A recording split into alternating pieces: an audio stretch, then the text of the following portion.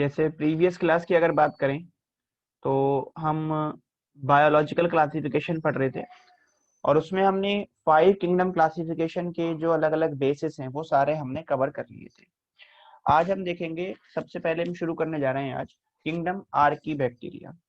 जैसे 6 kingdom classification में आपने देखा कि 6 किंगडम बना दिए गए, आर्कीबैक्टीरिया, यूबैक्टीरिया, प्रोटिस्टा, और उसके बाद आपका फंजाई, फंजाई के बाद आता है आपका प्लांटाई और एनिमेलिया। तो यहाँ पर हम सबसे पहले शुरू करेंगे आर्कीबैक्टीरिया को। तो फर्स्ट हम पढ़ेंगे आर्कीबैक्टीरिया।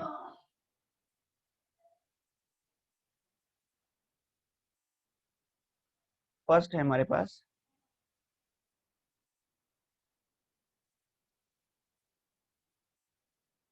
किंगडम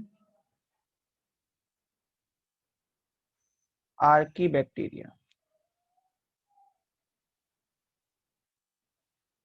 ठीक है, आर्कीबैक्टीरिया में जितने भी मेंबर आते हैं वो सारे के सारे ऑर्गेनिज्म प्रोकैरियोट्स होते हैं। हम ये बोल सकते हैं ऑल ऑर्गेनिजम्स आर प्रोकैरियोट। सारे ऑर्गेनिज्म प्रोकैरियोट्स हैं। दूसरी बात, इन सभी में जो राइबोसोम होता है, मेन राइबोसोम, वो 70S टाइप का होता है। तो 70S type of ribosome are present. इनमें 70S टाइप के राइबोसोम देखे जाते हैं। इसके अलावा इनमें वेल डिफाइंड न्यूक्लियस एब्सेंट होता है। Well defined nucleus is absent. तो वेल डिफाइंड न्यूक्लियस नहीं है। इसके अलावा इनमें हिस्टोन प्रोटीन भी नहीं होता। Histone protein is absent. Histone protein नहीं है तो इनके अंदर क्रोमोसोम भी क्या होते हैं, एब्सेंट होते हैं या नहीं बनते। तो क्रोमोसोम आर नॉट फॉर्म्ड। इनमें क्रोमोसोम नहीं बनते। ठीक है, और इनमें मेम्ब्रेन बाउंड ऑर्गेनेली भी नहीं होते हैं। तो membrane bound organelles are absent. इनमें मेम्ब्रेन बाउंड ऑर्गेनेली भी एब्सेंट होते हैं। ठीक है, एक और जो इसमें सबसे खास बात है जो आर्की बैक्टीरिया में देखी जाती है और किसी बैक्टीरिया में नहीं होती, वो क्या है देखिए। वो ये है कि आर्की बैक्टीरिया में सेल वॉल में पेप्टाइडोग्लाइकेन एब्सेंट होता है। तो ये इसका मेन कैरेक्टर है। इसे हम स्टार मार्क करके लिख देते हैं। The peptidoglycan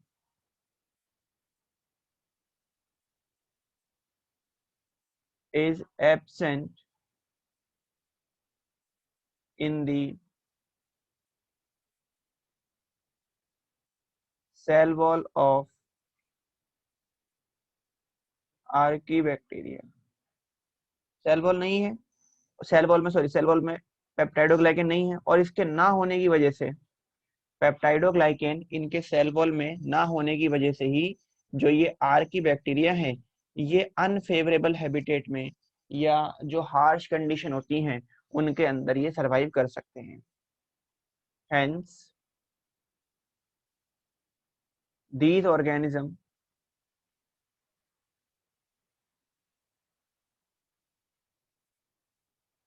can survive in harsh and unfavorable condition। क्यों कर सकते हैं? क्योंकि पेप्टाइडोग्लाइकेन जो है वो सेंसिटिव होता है, ठीक है, बिकॉज पेप्टाइडोग्लाइकेन प्रोवाइड सेंसिटिविटी, और जब ये है ही नहीं इनमें तो सेंसिटिविटी भी नहीं देगा, जिसकी वजह से क्या होगा, आर्की बैक्टीरिया एक्सट्रीम कंडीशन में सरवाइव कर पाएगा। तो ये हो गई बात आर्की बैक्टीरिया की। अब हम थोड़ा सा एक आर्की बैक्टीरिया और यू बैक्टीरिया में थोड़ा सा डिफरेंस समझ लेते हैं। तो हम एक टेबल बनाएंगे और उस टेबल से हम आर्की बैक्टीरिया और यू बैक्टीरिया में डिफरेंस करेंगे। आप ये नोट करें और उसके बाद हम उस टेबल की तरफ चलते हैं।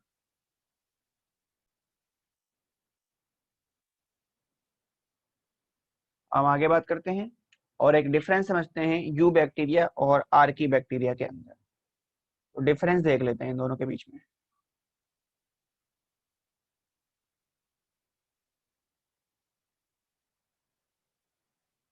डिफरेंस इसमें देख रहे हैं archaebacteria and eubacteria में। Archaebacteria and eubacteria, इसके लिए हम एक टेबल बनाते हैं। एक तरफ लिखते हैं सीरियल नंबर, इधर लिखते हैं हम कैरेक्टर्स, और वो कैरेक्टर्स आर्की बैक्टीरिया में देखेंगे और ये कैरेक्टर यू बैक्टीरिया में देखेंगे।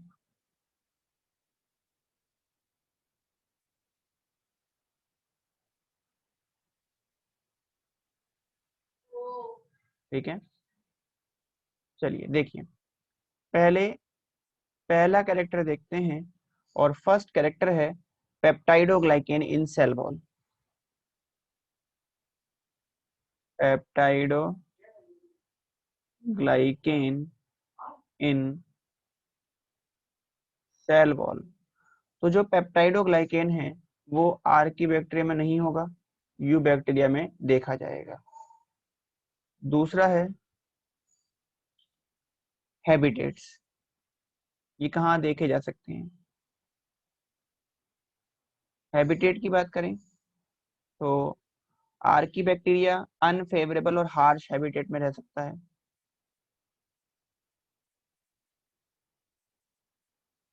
अनफेवरेबल एंड हार्श हैबिटेट, जबकि यू बैक्टीरिया जो है ये फेवरेबल हैबिटेट में मिलेगा। ऑल फेवरेबल हैबिटेट, तो ये फेवरेबल हैबिटेट्स में देखा जाएगा। फिर तीसरा है इंट्रॉन्स। इंट्रॉन्स डीएनए का पार्ट होता है, ठीक है, इंटरप्टिव यूनिट होती है जो नॉन फंक्शनल होती है, और ये किस में देखी जाती है इंट्रॉन्स। इंट्रॉन्स आर्की बैक्टीरिया में होती है, यू बैक्टीरिया में नहीं होता। फिर आता है मेम्ब्रेन लिपिड। मेम्ब्रेन में जो लिपिड देखे जा रहे हैं उसकी यदि बात करें तो मेम्ब्रेन लिपिड में सबसे पहली बात कि ये मेम्ब्रेन लिपिड जो होते हैं आर्की बैक्टीरिया में, जो मेम्ब्रेन लिपिड हैं वो एस्टर के साथ जुड़े हुए होते हैं, तो लिंक्ड टू एस्टर। और यू बैक्टीरिया में ये जुड़े हुए हैं लिंक टू ईथर, ये ईथर के साथ जुड़े हुए हैं। इसके अलावा आर्की बैक्टीरिया में जो ये मेम्ब्रेन लिपिड हैं इनमें स्ट्रेट चेन होती है फैटी एसिड की, contain straight chain fatty acid.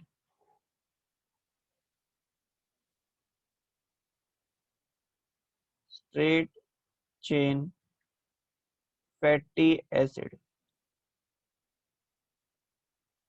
और इनकी यदि बात करोगे तो इनमें क्या होता है, एलिफेटिक फैटी एसिड होता है। Aliphatic fatty acid.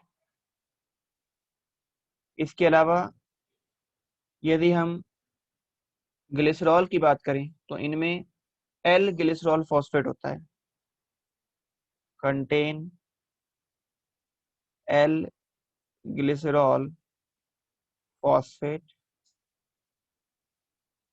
और यू बैक्टीरिया में होता है D glycerol phosphate, D glycerol phosphate.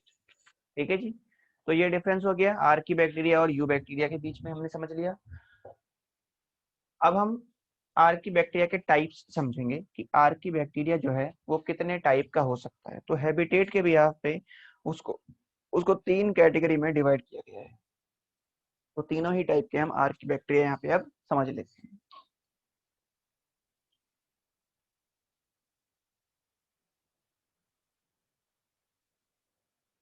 तो अब बात करते हैं हम लोग टाइप्स ऑफ आर्की बैक्टीरिया।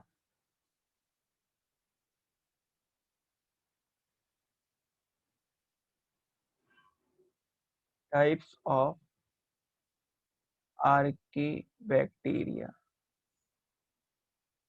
तो इसको डिवाइड किया है on the basis of habitats. Habitats के बिहाफ पे इसको तीन कैटेगरी में बांटा गया है। थ्री टाइप्स, तीन तरह का है ये। कौन सा है? नंबर वन हम पढ़ते हैं मिथेनो मिथेनोजेन।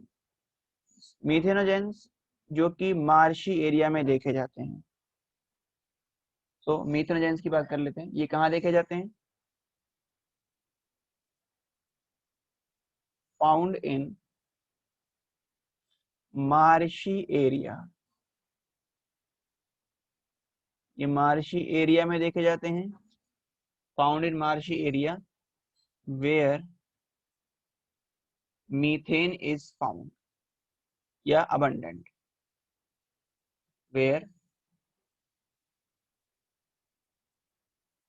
मीथेन इज फाउंड अबंडेंट, जहां पे मीथेन बहुत ज्यादा है। In abundant.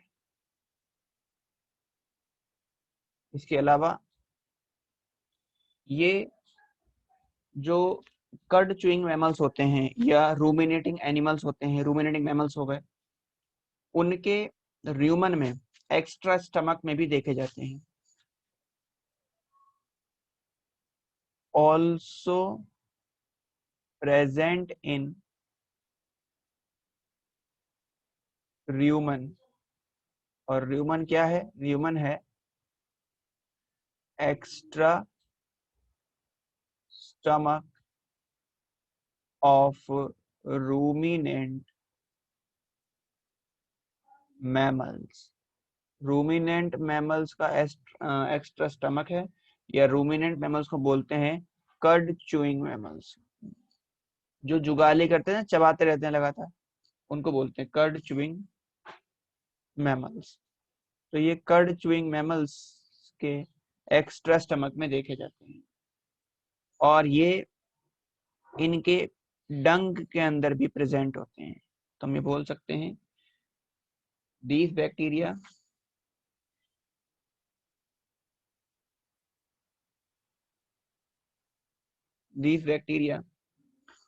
also present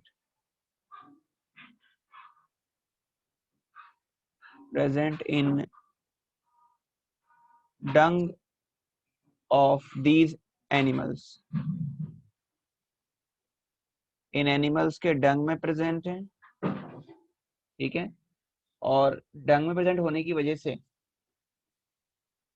इसका जो एनिमल्स का डंग होता है उसको यूज किया जाता है बायोगैस के प्रोडक्शन में। Due to this the dung of these animals are used for production of biogas. और बायोगैस क्या है? बायोगैस है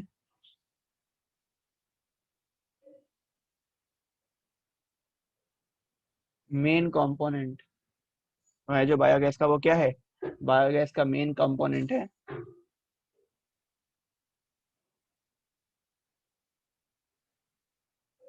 मीथेन। ठीक है जी।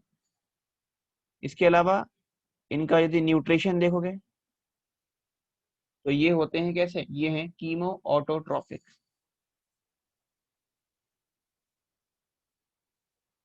मोड ऑफ न्यूट्रिशन है इनका कीमो ऑटोट्रॉफिक।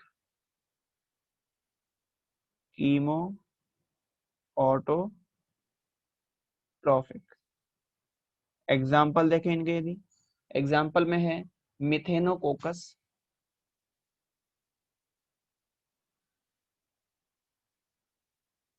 और मीथेनो बैक्टीरियम। तो ये आपका फर्स्ट हो गया मिथेनोजेंस।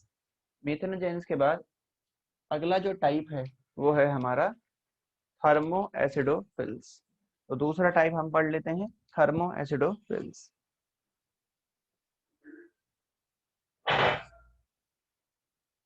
सेकंड है thermo acidophils.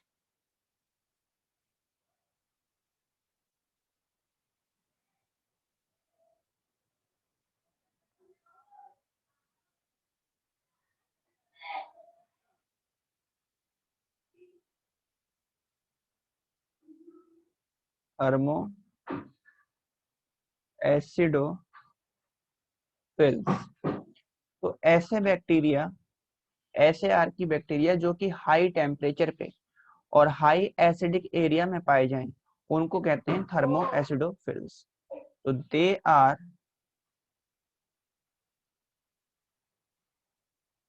Are found in high temperature, high temperature and high acidity area. High acidity area का मतलब जहां पर पीएच 2 हो और उससे कम हो, और हाई टेम्परेचर का मतलब जहां टेम्परेचर 80 से 110 डिग्री के आसपास रहे, वहां ये पाए जाएंगे। और हाई टेम्परेचर वाले जो एरिया हैं, हाई टेम्परेचर वाले एरिया होते हैं हॉट वाटर सल्फर स्प्रिंग, जो गर्म पानी के झरने होते हैं वहां ये देखे जाते हैं। इसके अलावा जो कुंड होते हैं उनमें देखा जाता है ये, जो पानी जमीन से निकलता रहता है कंटिन्यूसली, हॉट वाटर निकलता रहता है, वहां पर भी देखा जाता है ये। जैसे आपने वहां देखा होगा बद्रीनाथ मंदिर में, बद्रीनाथ के पास जो एक कुंड है वहां का टेम्परेचर है 100 डिग्री के आसपास। तो वहां पर भी ये आर्की बैक्टीरिया देखा जाता है। आगे देखें अब, ये जो बैक्टीरिया हैं ये क्या करते हैं? ये सल्फर को सल्फ्यूरिक एसिड में कन्वर्ट कर देते हैं, और इससे जो एनर्जी निकलती है उस एनर्जी का यूज करके अपना फूड सिंथेसाइज करते हैं। तो हम ये बोल सकते हैं these bacteria can oxidize the sulphur to sulphuric acid and energy obtained by this is used to synthesize। ठीक है जी। अगर ये पॉइंट हम देखेंगे तो इससे हमें पता चलता है कि इनका जो मोड ऑफ न्यूट्रिशन है वो है कीमो सिंथेटिक। तो इनका मोड ऑफ न्यूट्रिशन होता है कीमोसिंथेटिक।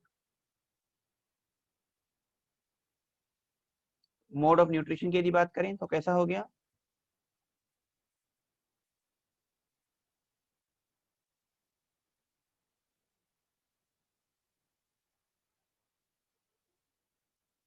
Chemo synthetic. ठीक है जी। इसके अलावा इसमें एक और खास बात है, क्योंकि ये सल्फर से सल्फ्यूरिक एसिड बना रहे हैं, इसलिए जिस हैबिटेट में ये रहेंगे, जिस जगह ये पाए जाते हैं, जिस मीडियम में, ये उस मीडियम को एसिडिक कर देते हैं। तो ड्यू टू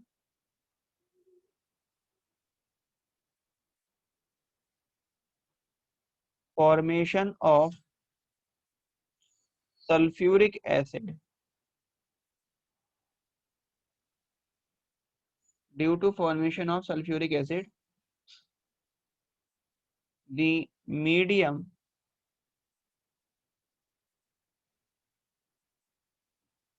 टर्न्स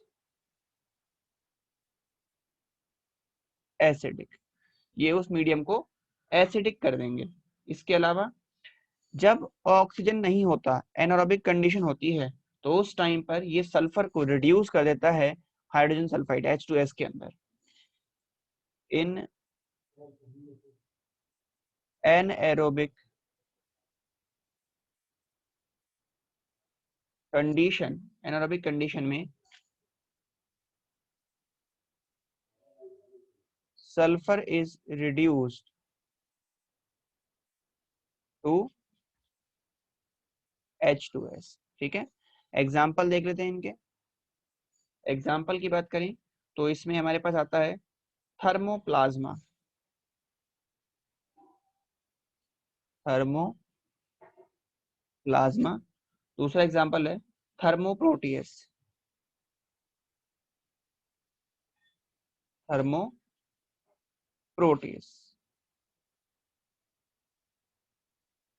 ठीक है जी।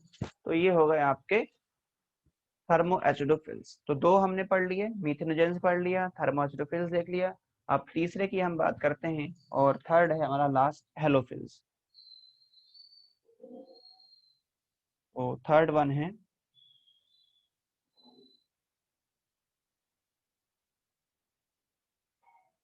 हेलोफिल्स। हेलोफिल्स की यदि बात करेंगे तो ये सॉल्टी एरिया में देखे जाते हैं, फाउंड इन सॉल्टी एरिया। सॉल्टी एरिया जैसे कि सी हो गया, इसके अलावा ब्रिंस हो गए। ब्रिंस क्या होते हैं? ब्रिंस ऐसे मीडियम होते हैं या ऐसे सॉल्यूशन होते हैं जिनमें सोडियम क्लोराइड कंसंट्रेशन बहुत हाई होती है। तो हम इसके बारे में लिख सकते हैं, सॉल्यूशन कंटेन हाई NaCl, जिसमें NaCl बहुत ज्यादा है। और इनका यूज कहाँ किया जाता है? ब्रिंस को हम यूज करते हैं, यूज्ड इन सेपोनिफिकेशन। इसको सेपोनिफिकेशन में यूज किया जाता है।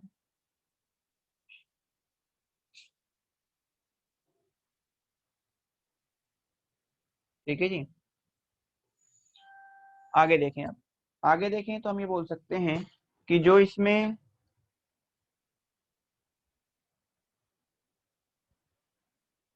सनलाइट जब ज्यादा रहती है तो उस टाइम पे क्या होता है, हाई सनलाइट होने की वजह से, ज्यादा सनलाइट होने की वजह से, एक मिनट। हम्म तो जब हाई सनलाइट इन पे पड़ती है हेलोफिल्स के ऊपर, तो इनके मेम्ब्रेन के ऊपर, इनकी बॉडी पर, इनके सरफेस पर एक पर्पल कलर की मेम्ब्रेन आ जाती है। और ये जो पर्पल कलर है, ये एक पिगमेंट की वजह से होता है, और वो पिगमेंट है बैक्टीरियो रोडोप्सिन। और उस मेम्ब्रेन की मदद से ये एनर्जी को, सनलाइट को एब्जॉर्ब करता चला जाएगा, एब्जॉर्ब कर लेगा, और एब्जॉर्ब करके ATP बनाएगा। ठीक है, तो हम ये बोल सकते हैं, यहाँ पर ये लिख सकते हैं कि भाई in presence of, in presence of strong sunlight,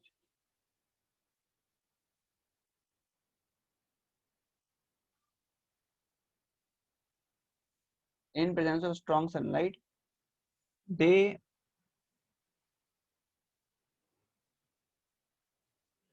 develop a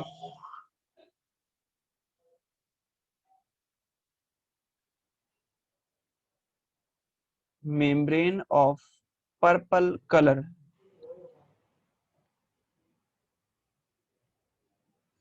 membrane of purple colour.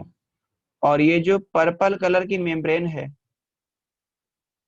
इसमें एक पिगमेंट देखा जा रहा है, कंटेन पिगमेंट। पिगमेंट का नाम है बैक्टीरियो रोडोप्सिन। ठीक है, और इसका काम क्या है मेम्ब्रेन का? This membrane absorb sunlight, absorb कर लेगा टू मेक एटीपी, एनर्जी बन गई। लेकिन इस एनर्जी को ये फूड बनाने में, ये फूड की तरह यूज नहीं करता। तो हम लिख सकते हैं this energy is not use to synthesize food. Food बनाने में ये इस एनर्जी को सिंथेसाइज नहीं करता। तो कहाँ यूज करता है? But utilized in other activities, utilized in other activities. ये दूसरी एक्टिविटी में नहीं यूज करता है। और वो अदर एक्टिविटी क्या हो सकती है? लाइक मूवमेंट हो गया, ठीक है, लाइक मूविंग, मूव करना अपने आप को, उसके लिए वो इस एनर्जी को यूज करेगा। और फूड के लिए क्या करता है? ये फूड के लिए दूसरे ऑर्गेनिज्म पर डिपेंड करता है। तो फूड के लिए ये दूसरे पर डिपेंड करेगा। तो मोड ऑफ न्यूट्रिशन कैसा होता है इसका? मोड ऑफ न्यूट्रिशन है heterotrophic. Heterotrophic mode of nutrition हो गया। एग्जाम्पल देखेंगे इसके यदि, तो एग्जाम्पल में आ जाएंगे हेलोकोकस, हेलोकोकस और हेलोबैक्टीरियम।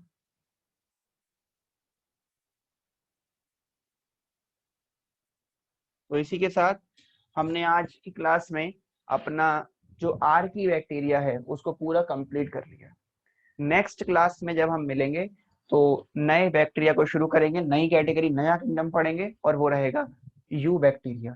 तो यहाँ तक करके रखिए और जो भी डाउट है वो आप लोग पूछ सकते हैं। थैंक यू सो मच, मिलते हैं अगली क्लास में। तो बात करेंगे हम लोग यू बैक्टीरिया के बारे में।